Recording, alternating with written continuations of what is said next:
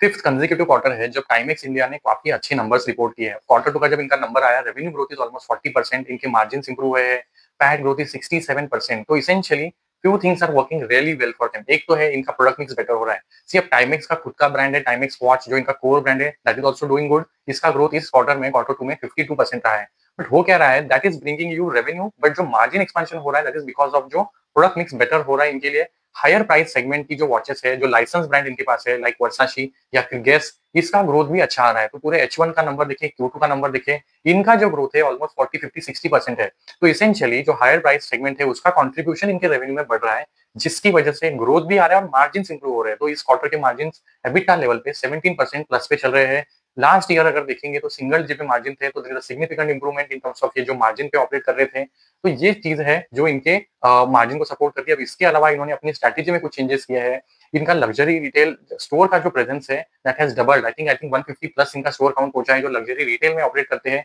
पहले मैंने ट्रेंड को प्लॉट करके देखा तो नवंबर 22 में ये स्टोर काउंट था 73 के आसपास। तो पिछले 3 साल में इन्होंने स्टोर को डबल किया है। डिफेंस कैंटीन स्टोर का काउंट एग्रेसिवली बढ़ रहा है और इनका जो लार्ज फॉर्मेट स्टोर है दे आर ऑल्सो एक्सपांडिंग। तो ये इनका जो ट्रेड चैनल है या फिर फिजिकल डिस्ट्रीब्यूशन नेटवर्क है, ये भी इन्होंने अपनी स्ट्रैटेजी के हिसाब से रीअलाइन किया है।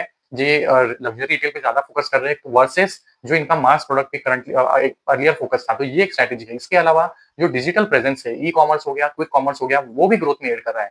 तो क्विक कॉमर्स की अगर बात करें या फिर ई कॉमर्स की बात करें, ई कॉमर्स का नंबर आया, इनका ग्रोथ जो रहा है पूरे H1 का 67% रहा है। तो वो ग्रोथ को ड्राइव कर रहा है, जिसका इनका पार्टनरशिप है अमेजॉन है, टाटा क्लिक है, फ्लिपकार्ट मिनट के साथ है, क्विक कॉमर्स में बिग बास्केट के साथ है। इस क्वार्टर में इन्होंने अनाउंस किया कि partner with Zepto as well. तो फिजिकल प्रेजेंस के साथ ये जो डिजिटल प्रेजेंस इनका है across various platform, this is driving growth. इसके अलावा इन्होंने प्रमोशन और एडवर्टाइजमेंट पे स्पेंड किया है almost 7% of their entire revenue. तो प्रमोशनल एक्टिविटीज पे फोकस है एंड इनका जो स्ट्रेटेजी है वो क्लिक कर गया है। सी अब इनका प्रोडक्ट प्लेसमेंट बेटर हो रहा है। ये करंट का कस्टमर का जो एस्पिरेशनल नीड है उसको मीट कर रहे हैं। प्राइसिंग ठीक ठाक है, ऐसा नहीं कि इथॉस की जैसा लाखों में गड़िया बिक रहा है। Price point is also decent और जो इनका एस्थेटिक वगैरह है वो भी बढ़िया है। they are also selling licensed brand। तो सब कुछ इनके लिए जो करंटली है, the strategy itself actually is falling in place for Timex and that's why ये जो ग्रोथ है इनके लिए काफी बढ़िया रहा है। अब प्राइस टू अर्निंग इनका रेशियो देखेंगे तो करंटली लुक्स हायर साइड पे, बट जो ग्रोथ ये डिलीवर कर रहा है इस क्वार्टर का और H1 का अगर देखेंगे तो PAT growth is 50% higher than previous year PAT.